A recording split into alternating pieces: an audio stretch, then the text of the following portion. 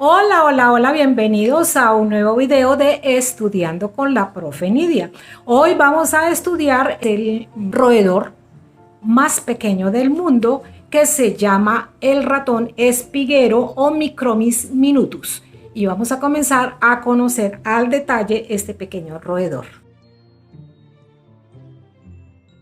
El ratón espiguero o Micromis minutus es el roedor más pequeño y uno de los mamíferos más pequeños de la Tierra. Mide entre 5.5 y 7 centímetros y pesa entre 7 y 10 gramos. Este diminuto ratón tiene una cola muy larga, ágil y agarradora que puede enroscarse en tallos y ramas finas. Sus patas traseras también son muy pegajosas. Su rasgo más característico es su maestría para trepar por los tallos de las plantas en busca de alimento. El embarazo dura 17 y 18 días. Los ratoncillos nacen desnudos, ciegos y sordos con un peso aproximado de 1 gramo, pero crecen y se desarrollan muy rápidamente. Entre el 8º y el 10º día abren los ojos y entre el 15 y el 16º día abandonan el nido. Los ratoncillos de la primera camada se reproducen ya al año de nacer. Es el más pequeño de todos los roedores europeos. Sus rasgos más característicos son su rostro breve, con el hocico romo y sus orejas redondeadas, de tamaño relativamente pequeño, aunque bien destacadas sobre su pelo. El color del pelaje es similar al de otros múridos silvestres, marrón rojizo en la zona dorsal, de tono más grisáceo en los individuos juveniles y blanco en la ventral.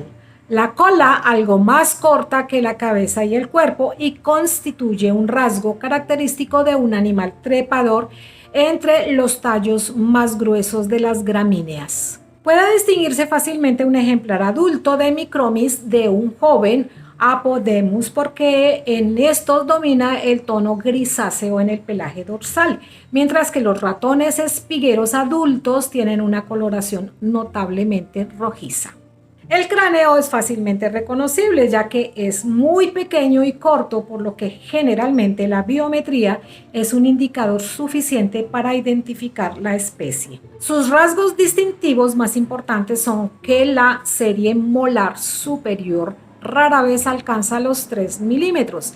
El primer molar superior tiene 5 raíces, 3 en mus y 4 en apodemus, con una ligera tendencia a aumentar su número por una división más o menos completa de alvéolo, 5, y la mandíbula tiene 7 alvéolos, 6 en apodemus y 5 en mus. También facilita el reconocimiento los nasales soldados, que dan en la cara inferior una soldadura en forma de quilla.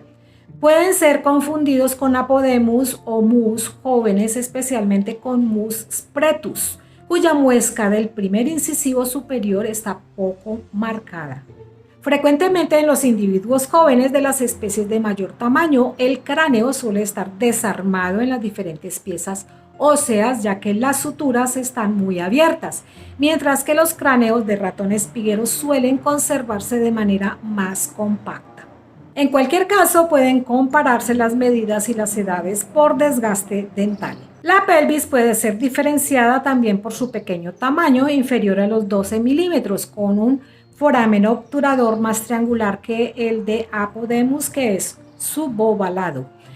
Pueden diferenciarse los machos de las hembras con cierta facilidad, representando la proporción entre la longitud del pubis y la del isquion frente a la anchura del pubis en su punto más estrecho. También muchos describen las diferencias entre el margen posterior de la pelvis, que es cóncavo y poco grueso en los ejemplares inmaduros, y engrosado en un reborde que se proyecta hacia afuera en los sexualmente maduros. La edad también puede deducirse a partir del desgaste dental. Trout reúne varios criterios elaborados por autores de Europa centro-oriental que podemos resumir en los siguientes estados. Estado juvenil. La erupción de los molares se completa en torno a los 18 días de edad y no se aprecia desgaste en las cúspides hasta el primer mes. Estado subadulto. Comienza un leve desgaste en las cúspides, apareciendo 3 pequeñas manchas de dentina en el M1 y 2 en el M2. La dentina que emerge en las cúspides anteriores del M1 confluye para formar un dibujo en forma de X cuando el animal tiene entre 1 y 2 meses de edad. Estado adulto. La dentina del M1 confluye dando un dibujo en forma de W, mientras que en el M1 se une al diseño de la X un quinto punto anterior, lo que la transforma en una estrella. Este estado caracteriza a los ejemplares de edad comprendida entre 2 meses y 1 año. Estado senil. Por encima del año de edad, la dentina ocupa la mayor parte de la superficie oclusal de las coronas de los molares. Un segundo criterio de edad puede establecerse a partir de la muda del pelaje, de modo que los juveniles pueden reconocerse por el pelaje dorsal de color agutí.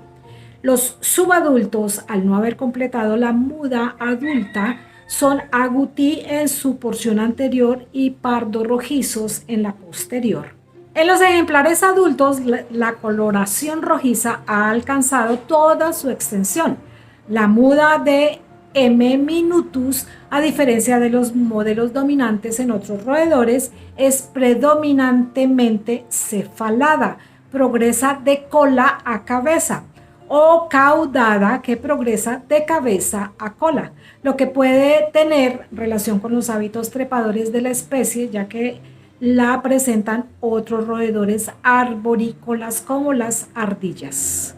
No se conocen las medidas corporales de ejemplares españoles, aunque ni sus medidas ni la coloración del pelaje parece diferir de las descritas en otros países de Europa, de modo que puede considerarse por proximidad geográfica las de ejemplares franceses, habida cuenta que no parece haber una gran variación de tamaño en los ejemplares de Europa occidental.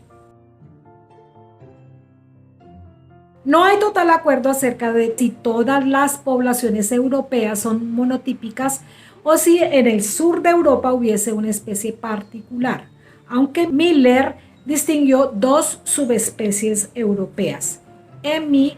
soricinus, la correspondiente a la Europa occidental, y por tanto a España. Corbett unificó bajo la subespecie nominal todas las poblaciones de Europa occidental, invalidando las diferencias de color que eran debidas más a la edad que a patrones geográficos de variación.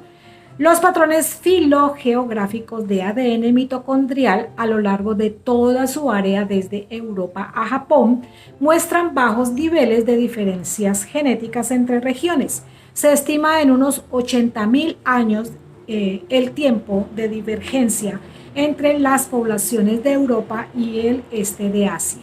La mayor parte de las capturas y observaciones cantábricas se refieren a prados de siega con orlas de seto vivo en un contexto de campiña atlántica. En la vertiente sur de la cordillera cantábrica se le aprecia en cultivos cerealistas de trigo y cebada, y también es posible encontrarlo en maizales. Mientras que en la zona cantábrica occidental se le encuentra en terrenos bajos, la mayor parte de ellos por debajo de los 200 metros de altitud. En la zona oriental se le encuentra a mayores altitudes, especialmente en la vertiente mediterránea, donde es frecuente encontrarlos entre los hábitats adecuados entre 600 y 700 metros de altitud, e incluso hasta los 900 metros, siendo la localidad más alta registrada San Martín de Humada, que está a 1018 metros. Son precisamente en estas áreas altas de la vertiente meridional de la cordillera cantábrica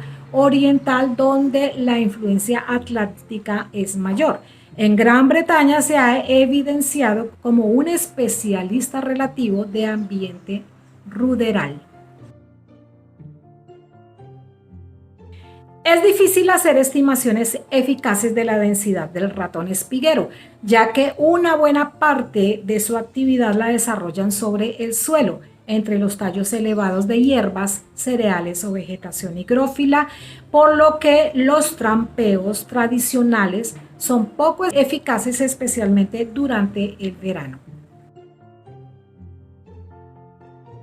Probablemente el mejor índice de abundancia son el recuento de nidos aéreos, que en Inglaterra oscilaba entre 80 y 176 nidos por hectárea, aunque en España se desconoce su situación real, dado que solo se conoce su área de distribución, pero se ignoran totalmente sus densidades o su tendencia. No hay evidencia de ninguna amenaza concreta. Las poblaciones han de ser abundantes, ya que solamente en Gran Bretaña, donde la especie solamente se presenta en Inglaterra y Gales, en una población próxima al 1,5 millones de individuos. Sin embargo, la mecanización en la recogida de la hierba en los prados de siega le afecta más que a otros roedores. Si bien los setos que limitan los prados acogen a los supervivientes y les permiten seguir criando en Cantabria, en los picos de Europa orientales, Liébana y Sierra de Peña Sagra, del Cordel y Peña Labra, embalse del Ebro y río Rudrón, ríos Ebro, Oca, Nela, Trueba, Jerea, Omecillo, Oroncillo, Zadorra y afluentes, montes y valles de transición del oeste del País Vasco y nordeste burgalés, Castilla y León en el embalse del Ebro y río Rudrón, ríos Ebro, Oca, Nela, Trueba, Jerea, Omecillo, Oroncillo, Zadorra y afluentes, montes y valles de transición del oeste del País Vasco y nordeste burgalés, Sierra de Urbasa, Montes de Vitoria y Condado de Treviño. País Vasco, los ríos Ebro, Oca, Nela, Trueba, Omecillo, Oroncillo, Baixas, Zadorra y afluentes. Montes y valles de transición del oeste del País Vasco y nordeste burgalés, ríos y arroyos de la costa cantábrica oriental vizcaína, Sierra de Urbasa, Montes de Vitoria y Condado de Treviño, Velate y valles de los ríos Baztán, Bidasoa y Alto Oria. La Rioja, en los ríos Ebro, Oca, Nela, Trueba, Jerea, Omecillo, Oroncillo, Baixas, Zadorra y afluentes. Sierra de Urbasa, Montes de Vitoria y Condado de Treviño, Navarra. En Navarra, en la Sierra de Urbasa, Montes de Vitoria y Condado de Treviño, Velate y valles de los ríos Bascón, Bidasoa y Alta Oria. Y en Cataluña. No es fácil obtener evidencias paleontológicas o arqueológicas de su presencia a causa de su tamaño y las particularidades del uso que hace del hábitat, por lo que no se conoce bien la historia de su colonización. El género apareció en Europa al final del Plioceno como un elemento de la fauna esteparia, registrándose esta especie en el Pleistoceno interior en Alemania, desapareciendo de nuevo para reaparecer en el Pleistoceno final con la retirada de los hielos y expandirse tras la disminución de los bosques y el incremento de las tierras de cultivo y de los pastizales, que crearon un hábitat adecuado para Minutus. Actualmente tiene una amplia distribución paleártica desde la península ibérica hasta Corea y Japón. En Europa está presente en todos los países de la fachada atlántica y de Europa central y oriental, pero está ausente de Irlanda, la mayor parte de las penínsulas escandinava, itálica y balcánica. También falta por completo en las islas mediterráneas. En España se encuentra en la franja cantábrica que se prolonga hacia el este desde el centro de Asturias, encontrándose también al norte de Burgos por encima de la Isoyeta de 700 milímetros anuales de precipitación en la mayor parte de Álava y en toda la zona de Navarra colindante con la comunidad autónoma vasca, particularmente en el área occidental de mayor influencia atlántica. Las localidades más occidentales, como Avilés y Soto de Luiña, en Asturias, parecen estar desconectados del grueso de su distribución, pero dado que los datos proceden de Egagrópilas de Lechuza, la presencia del ratón espiguero en estas localidades puede ser aparente y no real debido a la movilidad del predador. No son bien conocidos sus hábitos alimenticios, pero cuando habita en campos de cereales suele alimentarse de granos. En ambientes más complejos la alimentación es más variada y además de semillas en un 45%.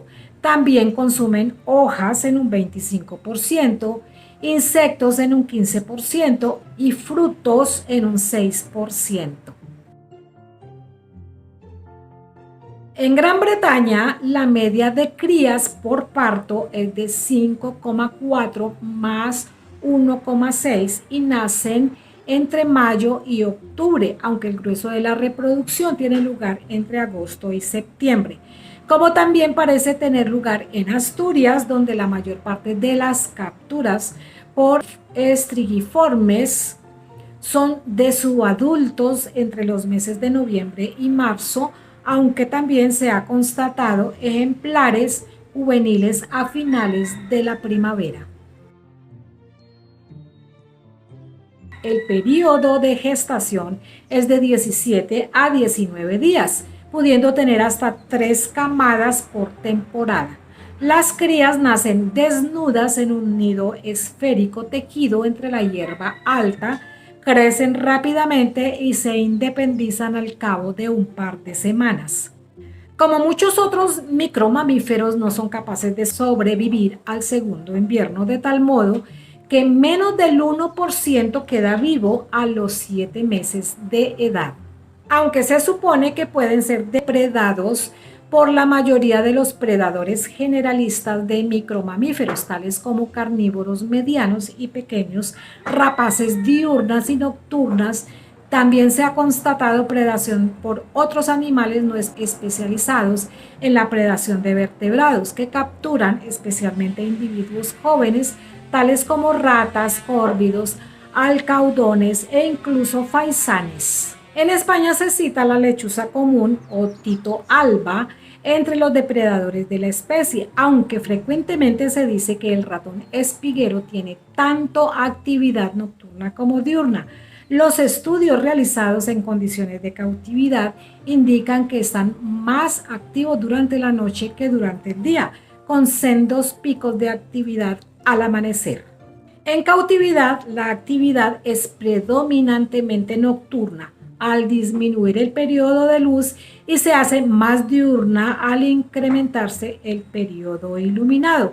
Los resultados deducidos a partir del trampeo parecen indicar lo contrario. La influencia de la temperatura y la disponibilidad de alimento pueden ser factores relacionados con esta discrepancia, dado que la elevada pérdida de calor en un animal endotermo de tan pequeño tamaño debe ser un condicionante importante de su actividad. Suelen ser animales sedentarios durante la mayor parte del año, en la que viven trepados sobre los tallos de las plantas, mientras que en invierno, cuando desarrollan la vida sobre la superficie del suelo, aparentemente son más erráticos.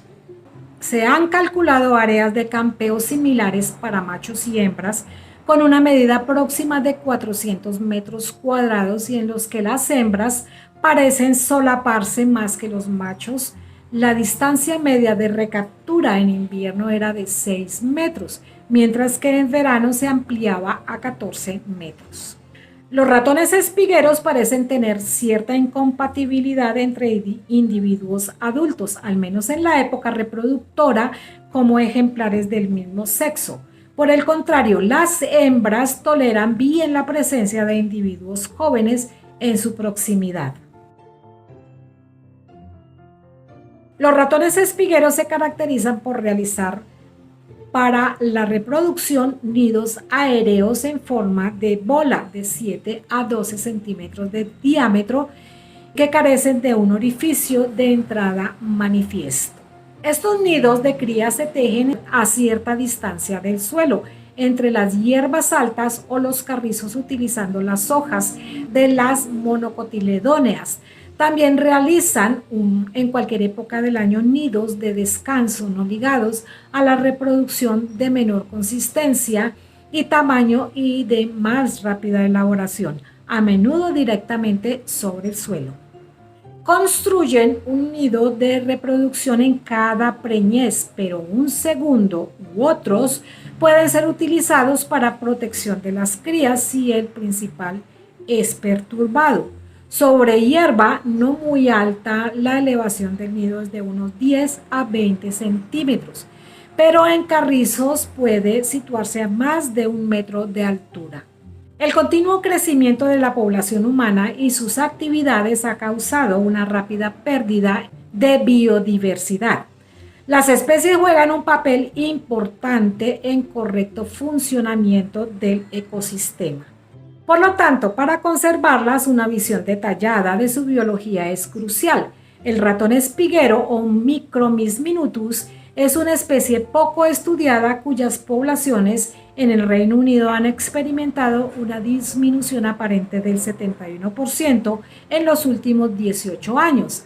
Además, parece haber poca información disponible sobre la dieta de esta especie, la cual puede ser esencial para mejorar las guías de bienestar para las poblaciones cautivas, así como para futuras acciones de conservación para las poblaciones silvestres. Bueno amigos, espero que hayan disfrutado de este video. Estamos conociendo un curioso animalito diminuto que es el más pequeño del mundo. Espero que les haya servido porque es digno de estudiar. Es una especie curiosa que no es conocida en América al menos. Así que espero que disfruten de este video, se suscriban a mi canal, comenten, etiqueten, pregunten y nos estaremos viendo en un próximo video. ¡Chao!